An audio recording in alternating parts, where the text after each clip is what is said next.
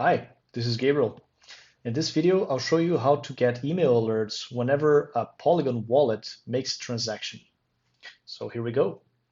We'll start with this recipe here. So just click to use this recipe.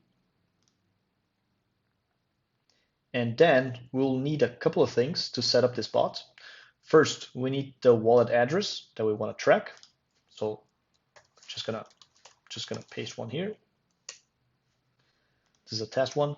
And then your email. So I'm going to put my email here. And basically that's it. You can save and then turn it on. So basically here you'll already start getting emails whenever this wallet here makes any transaction. So if you want to customize this bot, there's an extra configuration here that you can choose to only get transactions that are made from this wallet. So if the direction is outgoing transactions, or incoming transactions that are made to this address. So in this case, I'll keep just any because it suits me. That's it.